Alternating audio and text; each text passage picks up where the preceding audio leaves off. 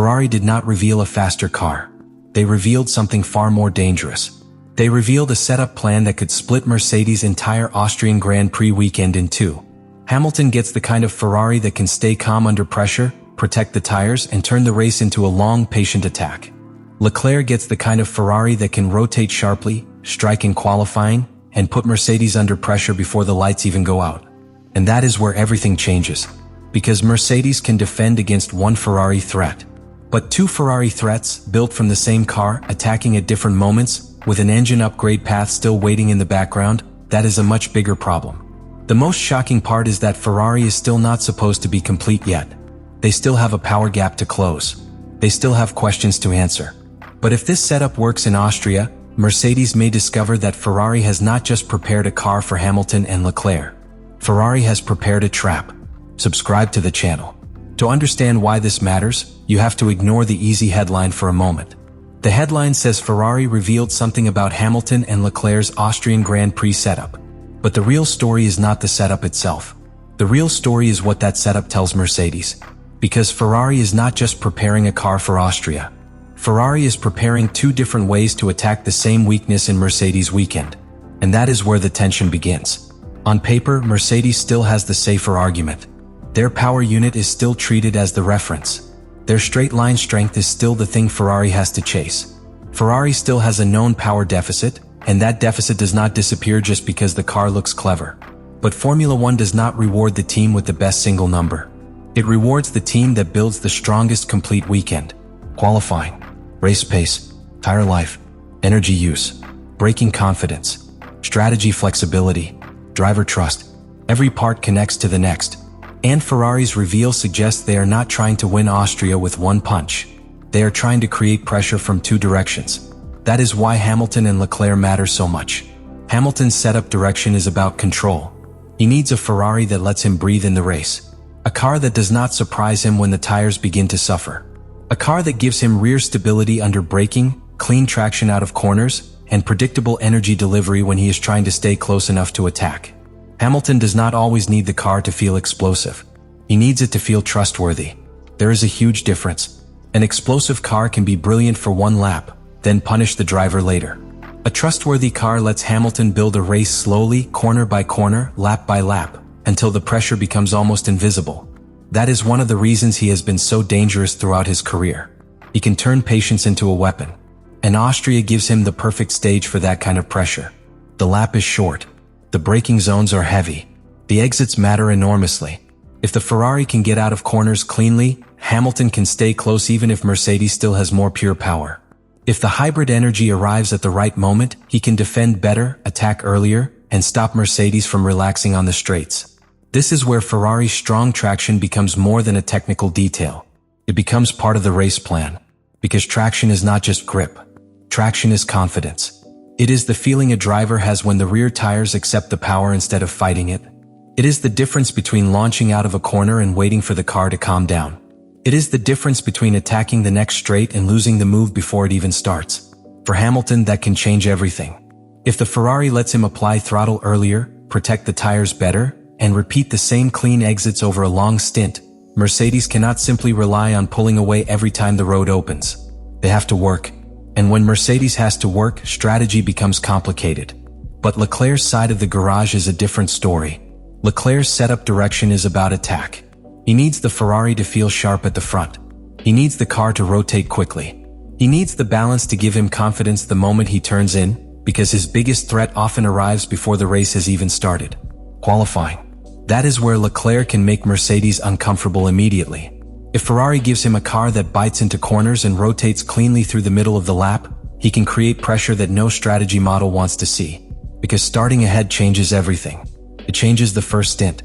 It changes the pit window. It changes how much Mercedes has to risk. It changes whether Ferrari is chasing or being chased. And in Austria, track position can become a weapon. The lap is short enough that small gaps feel huge. The margins are tight enough that one perfect sector can reshape the front of the grid. A driver who trusts the car can take more speed into the corner, turn earlier, and commit harder. That is where Leclerc lives. But here is the dangerous part for Mercedes. Ferrari does not need Hamilton and Leclerc to want the exact same car. They need the car to be stable enough to support both versions of attack. Think of it like one team entering a fight with two completely different styles. One fighter waits, studies, and slowly breaks the opponent down. The other comes in fast, sharp, and forces the opponent to react immediately. If Mercedes only prepares for one, the other becomes a problem. And that is what Ferrari may be building. Hamilton as the long race threat. Leclerc as the qualifying and early pressure threat. Same team. Same car concept. Two different problems. That is why the setup reveal changes the conversation around Austria. Because Ferrari's biggest weakness is still clear. They need more power. Mercedes still has the engine advantage. No serious analysis can ignore that. Mercedes can look at Ferrari's power deficit and feel confident. But then Leclerc appears faster than expected in a key part of the lap. Mercedes can look at Ferrari's long-run data and still trust its own race pace. But then Hamilton keeps the tires alive longer than expected. Mercedes can rely on its engine advantage down the straight. But then Ferrari's traction out of the corner reduces the damage before the straight even begins. That is how a gap becomes unstable. Not because it disappears instantly, because it stops behaving predictably. And when a performance gap stops behaving predictably, teams get nervous. This is why the Austrian setup reveal feels bigger than one weekend. It tells us Ferrari may be thinking like a title contender, even before it has the complete car. A title contender does not only ask how to be fast. It asks how to make the rival uncomfortable. It asks where the rival feels protected. It asks which driver can create pressure at which moment. It asks how the car can be shaped around the battle, not just around the stopwatch. That is the step Ferrari has often struggled to make. They have had fast cars before. They have had brilliant qualifying days before. They have had drivers capable of extraordinary laps. But turning that into a sustained, coordinated threat against a team like Mercedes requires something deeper. It requires a car with a usable window, a setup philosophy that does not collapse under pressure, a race operation that understands when to attack and when to wait, and most importantly, a team that does not panic when the opportunity appears. Austria will test all of that, because if Ferrari is too aggressive with Leclerc's car, they may gain the sharpness for qualifying but lose tire stability in the race.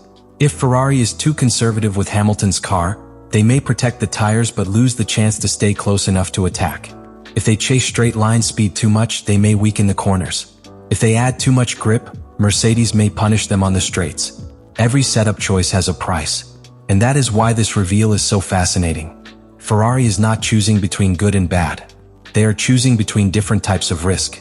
Hamilton's risk is that stability becomes too safe. Leclerc's risk is that sharpness becomes too nervous. The aerodynamic risk is that low drag hurts corner confidence.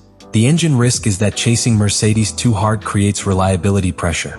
The strategy risk is that having two threats becomes two complications. That is the line Ferrari has to walk. And if they walk it correctly, Austria could become the race where Mercedes realizes the Ferrari threat has matured. Not because Ferrari suddenly has the most powerful engine.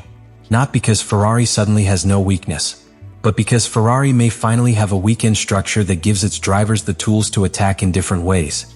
That is what changes everything. Hamilton and Leclerc do not need identical comfort. They need targeted confidence.